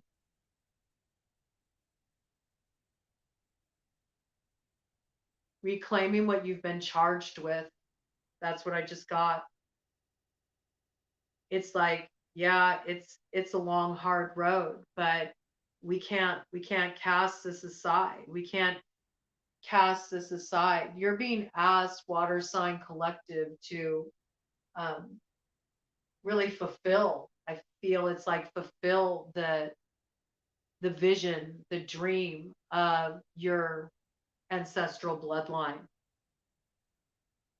to carry forward the work, to carry forward the work, and to trust that if you carry forward the work at this time, and if you do use your voice to bring or use your actions, your life force energy, what you invest your time and energy in to bring forward your healing gifts, to share your insights, to share the messages you have from spirit. Maybe you have experienced a lot of expansion in your psychic awareness. Maybe you are getting downloads. Maybe you have a really important message to share, but you've been holding it back.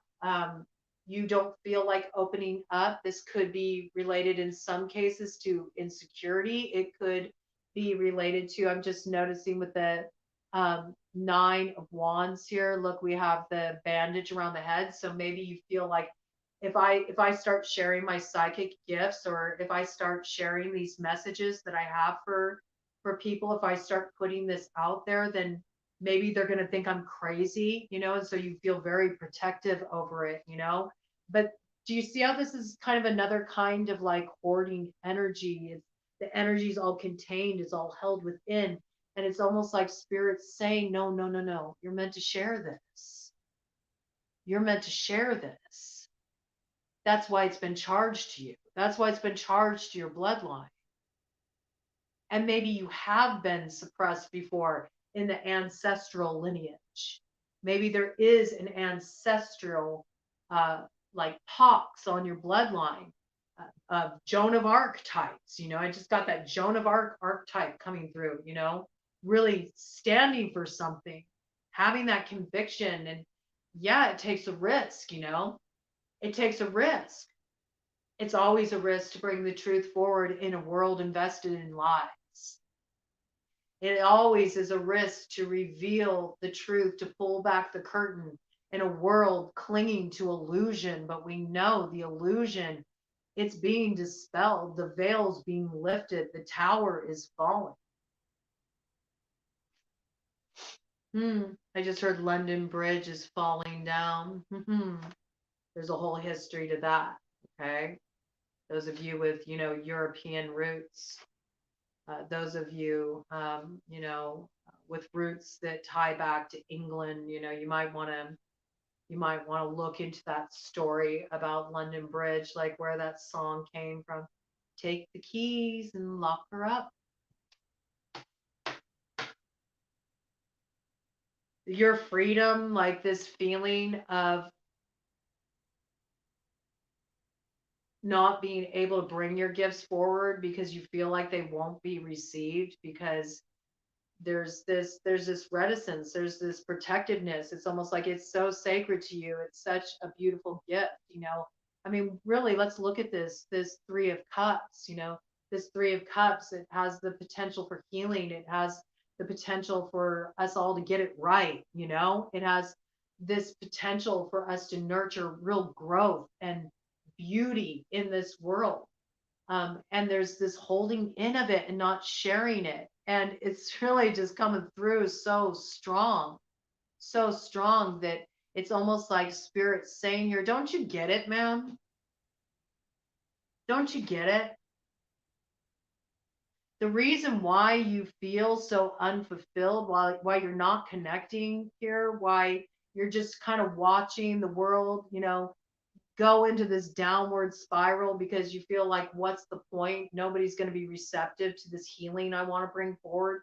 Nobody's going to be receptive to these messages I have to share that I've gotten from spirit. Nobody's going to be wanting to take on a different kind of view. They're going to think I'm weird. They're going to think it's crazy. They're going to, punish me for it. It's going to be a burden. But it's almost like spirit saying, no, it's the fact that you're hoarding it, that you're not sharing the knowledge when it's meant to be shared. It's meant to quench others' thirst. It's meant to flow on. It's not meant to be contained. It's meant to nurture. And you're not sharing it. And you're the one who's being charged with bringing this forward. It's so important. Mm-hmm.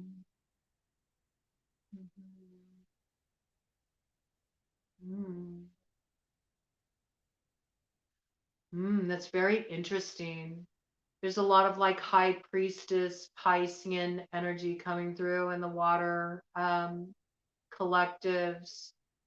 Pile here. I'm just seeing like Alexandria, the destruction of all that knowledge, all of that wisdom. Maybe some of you feel like you have some kind of connection to that time period in history. Maybe though those things were lost physically, you still have all those records inside of you. You're meant to share them. There's been a lot coming forward in this read about, looking to the records and this whole 40-day journey that we opened up with. It all traces back to the Akashic records and that ancestral work that we're being asked to really take up for ourselves, to get down to the roots of things. That's also all goes back to the source, those Akashic records.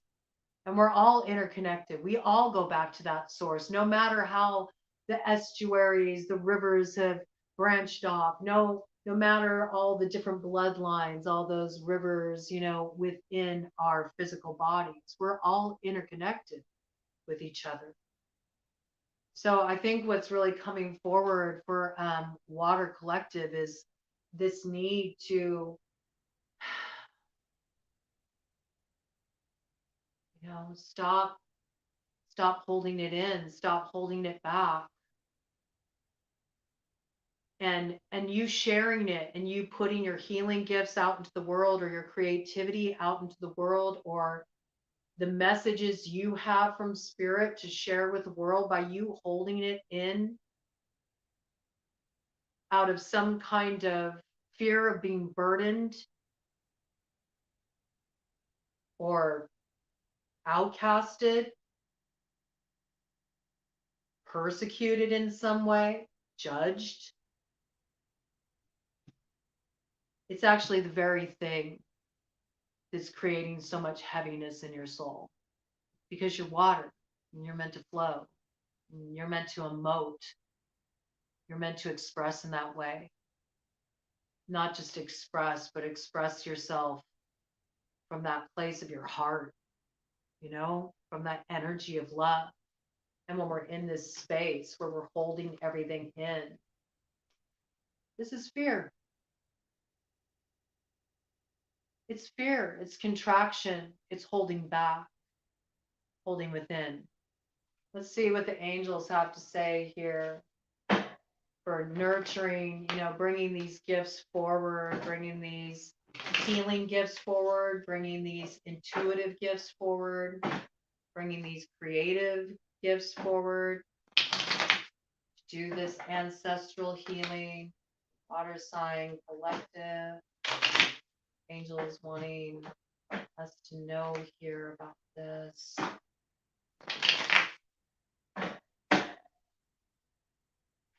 Six of Swords. Aniel, the gentle God. Perception of unity, protects against accidents, heals the sick. Do you see that?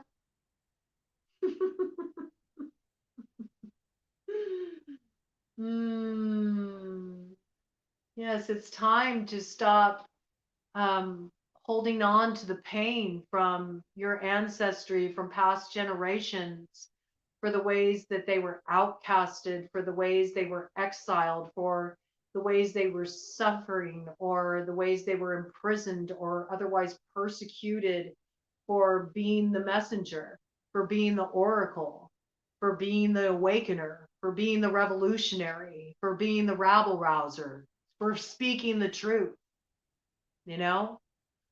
for being the one who could see what nobody else could see, who could awaken minds to something that other people quite haven't touched upon yet. There's some piece here about really reclaiming that, to not feel like you have to carry that sense of persecution, punishment forward. You don't have to bear that burden anymore. And maybe we're at a pivotal time right now, if you really think about it, with Pluto in Aquarius and our ability to sort of really revolutionize the way we look at things. Maybe it's prime time to bring your gifts forward and you're holding them back. And you can protect against these accidents, the ways we've blown it before, the ways we had that power in our hands and we've abused it, we've misused it, and it's caused our downfall. It's caused the downfall of civilizations over and over and over again. And maybe we can be part of this change. Maybe if we bring forward these gifts, if we stop fearing the persecution, if we stop fearing how we'll be judged, if we stop fearing this truth that wants to spill out from us and nurture others, that wants to give this healing, heals the sick. And I feel like it's like healing the sick of the consciousness, the collective consciousness.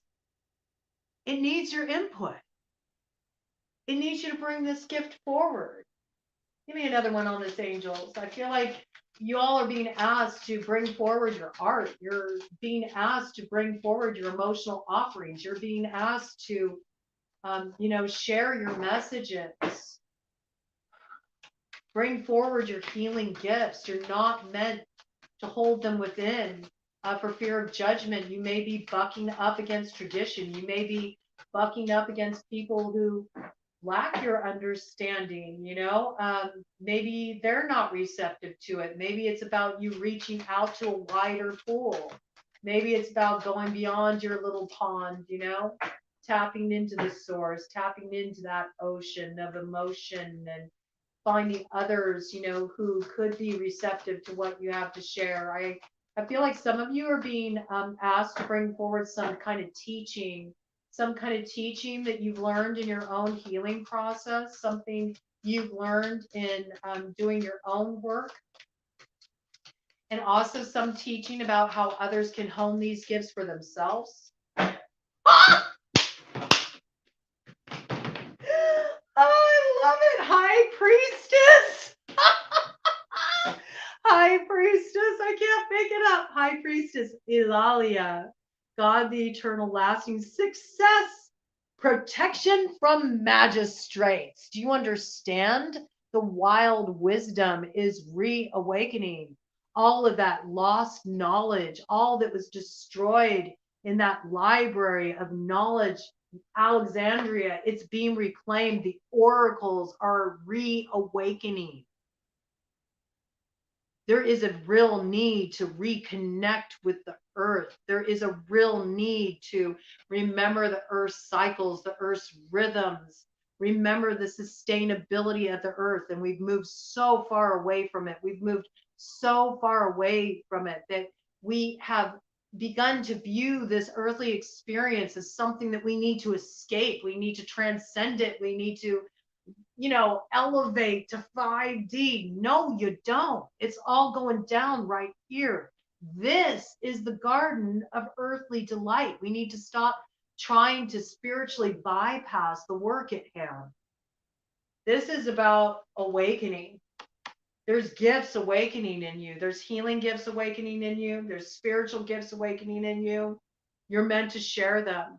And you don't need to worry about it because you got protection here. You were sent here to be this generational curse breaker. You were sent here. This is what's activating in you right now.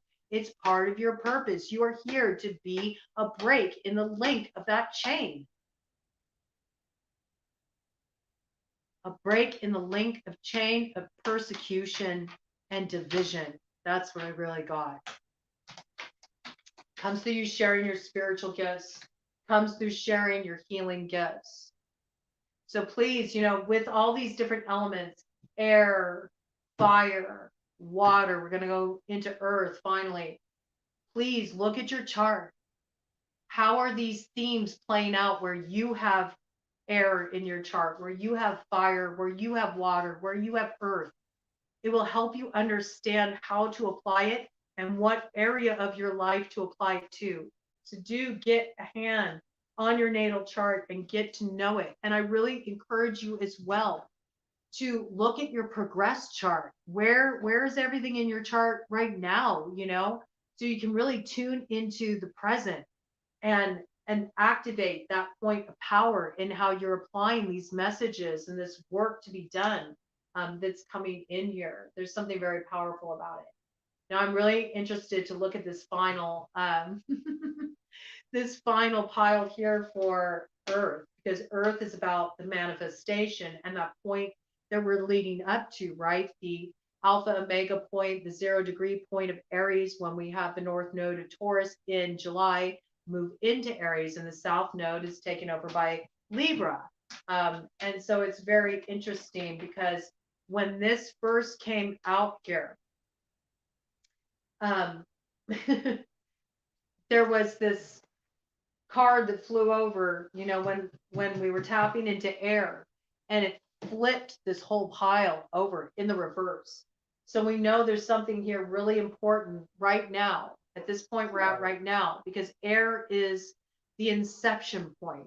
Ether air is like the initial inception point of manifestation. It's the beginning of the chain of manifestation. So we know we can't neglect one element of this process if we hope to root a new way forward into being.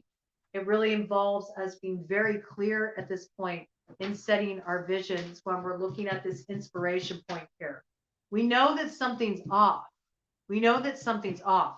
And where we're at currently is not going to bring into being what we want to manifest. I know that because this air pile, one of the cards flew out, and it completely reversed this whole pile. It's actually upright, okay, for Earth. So we're going to look at it from the perspective of in the reverse. So what do we need? Who's there but justice, Libra energy, air, okay, the balancing point. And what do we got taking over that south node from Scorpio? We have air, Libra. We got Libra in the south node, Aries in the north node.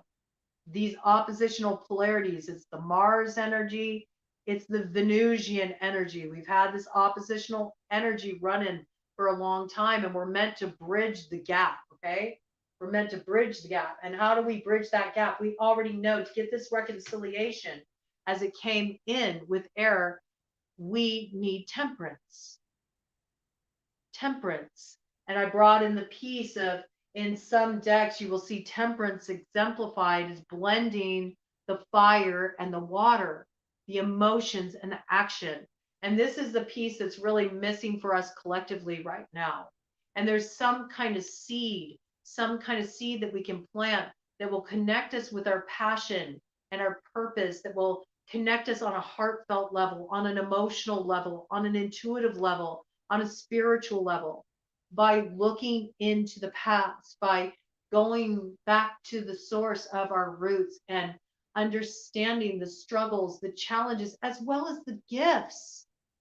The gifts. I feel like we need to not just stay stuck, in this energy of the ways our ancestors have been oppressed, or the ways they've been the oppressors, or the ways that they've been persecuted, or the ways they've persecuted others, or stolen from others, or been ripped off, or have been vilified, or have been greedy, or entitled, or have dealt with lack, okay?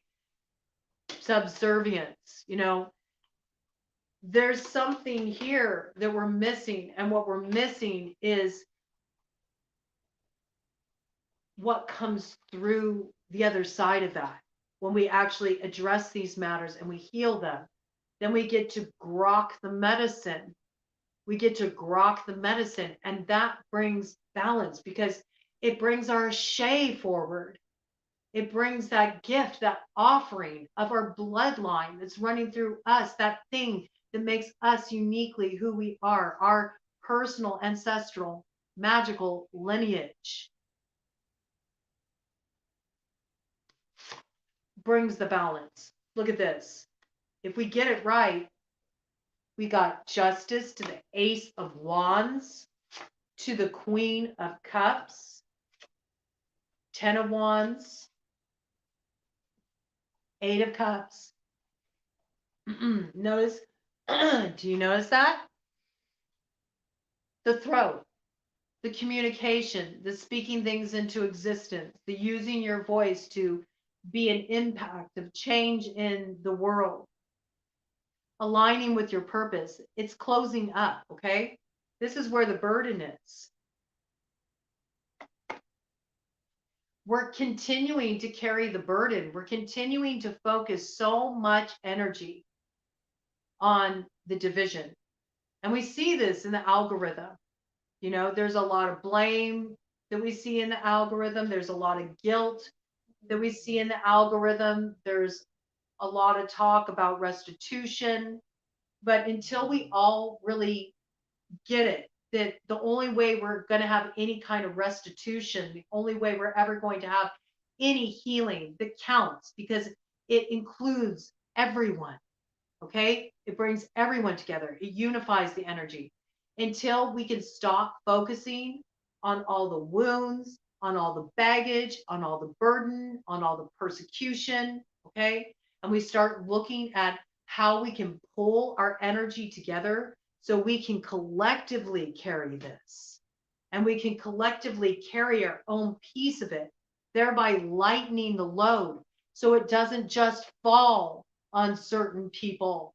So it doesn't just fall on the financially disadvantaged. So it doesn't just fall on those who have different cultural backgrounds. So it doesn't just fall on people of color. So it doesn't just fall with those who have different spiritual beliefs, different perspectives, different ideologies, okay? But if we can all come together and understand, no, we're all in together, all in this together. We have to dispel this illusion with the moon. And instead of focusing on all the darkness and everything that has held us back, it's time for us to really look at how can we pull our energy together? How can we find connecting points? How can we get the conversation going so we can start focusing on the light that's there within the dark? That light that comes with clarity, the clarity that comes with understanding, okay? That brings us this beautiful alignment, that brings us this celebration, that has us moving into that place where we can create a garden of earthly delight. It can be a celebration. We don't have to fuck it up. We don't. We don't have to lose the keys to the kingdom again. Not if we use those keys we have within us to open the right doors. Open the right doors and to use those doorways to step into a new level of responsibility and accountability in our lives, to do our parts and bring forward our ashay, our gift, what we have to contribute and offer to the effort of us all getting free, of us all healing, of there being more than enough for everyone. And how can we start thinking with this kind of consciousness? Because as long as we don't take action, with this Queen of Cups energy, again, remember what came up in Water Sign Collective. It's about sharing your insight, sharing the messages you have from Spirit, what you've learned in your own healing process, sharing yourself authentically, emotionally, allowing it to flow, not controlling, moving into trust, wanting to find understanding, doing the healing work, to address the trauma, to release the pain, to tap those roots, and to pay it forward. This is how we heal our ancestral bloodline. This is how we become the generational curse breakers.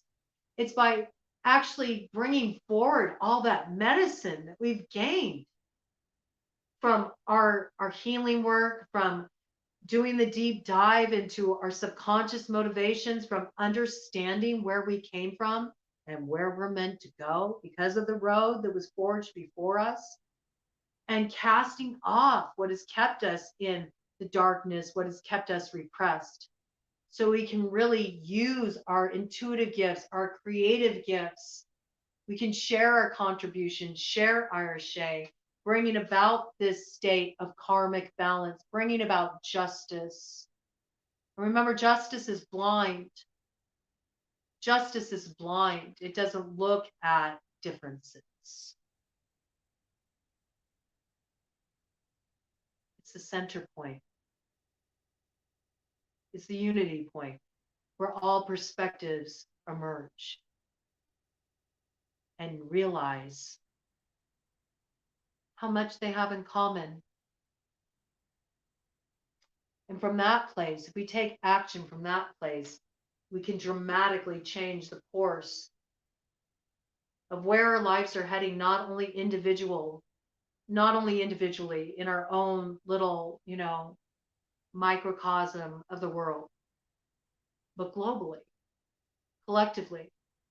And that's a legacy we can leave, not just for future generations to come, but it gives back to all those who came before us because they see their hopes fulfilled through us. It's like, finally, got it right. It's the evolution of that energy. Or, we can do what we've always done, and we can focus on greed and the struggle for power and supremacy and all of these things, and we'll lose the keys to the kingdom again. We'll watch it slip out of view. The choice is ours. It always comes down to that core choice. Do we move out of love? Do we move out of fear? Let's see one final message for the collective as a whole, to root a new vision, a new way forward that allows us to really root the dreams of our ancestors, the visions, the highest ideals, the hopes of our ancestors, of our roots, of the source into material reality. What guidance do you have for us, angels, about this? What guidance do you have for us, angels?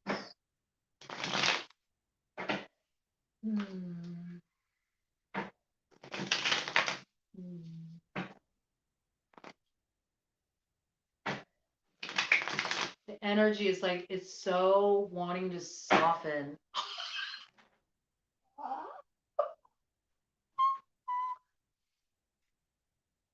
Justice again.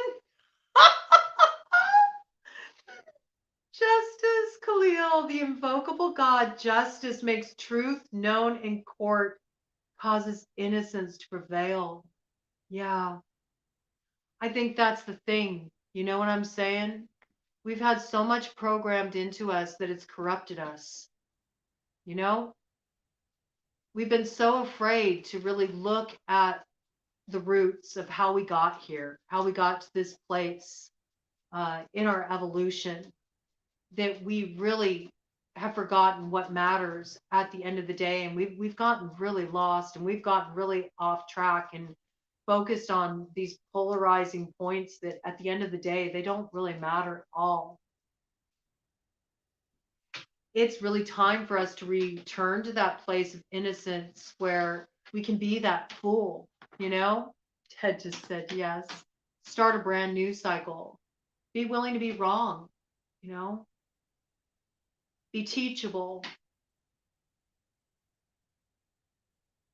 Be willing to look at things in a new way, see ways that we may have faltered, ways that we may have lost our way, and how we can find our way back onto that path, you know, that middle way between love and fear, you know, between intellect and feeling, that instinctual place where we really understand the place where we belong and our piece to hold, how we're supposed to bring that forward in the world. And return to that place of innocence, the willingness to just be open, to listen to where the soul is being led, what you're being asked to bring forward. Pretty clear message. I'm going to go ahead and just see anything else, any final note, angels. Did anything flip over there? Anything else? Okay.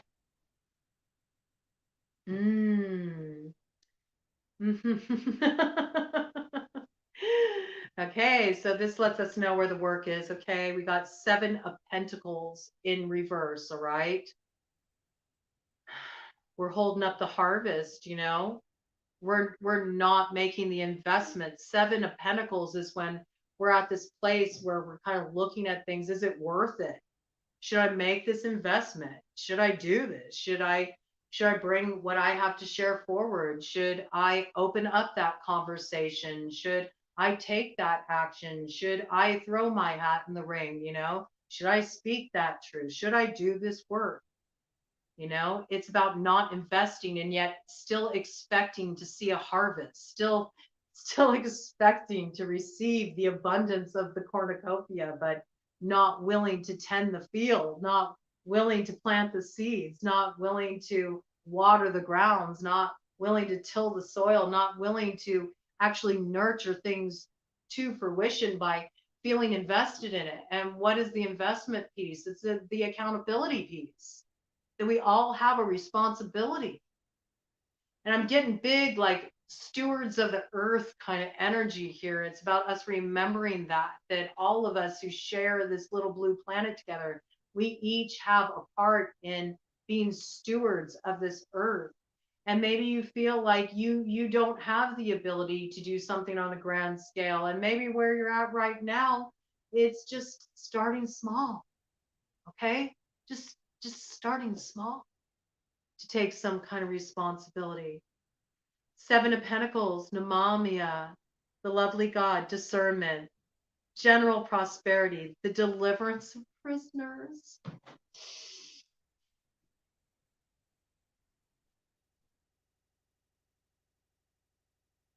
Yeah. You know, none of us get free until we all get free, you know? And in order to do that, you have to have the willingness to shine your light forward in the world. And you gain that light from remembering your roots, not just in this life, not just in the experiences of your past and what you've been through, and the beauty that you gain from it, because there is a beauty there to be found. there's some strength, there's some wisdom, there's some creativity, there's some gift of healing that you have to share from that. And you're meant to use that light, and you're not meant to hold it to yourself. You're meant to shine it forward into the world. And that's what lights the way forward for all of us. And if we all can awaken to that, and we all can do that.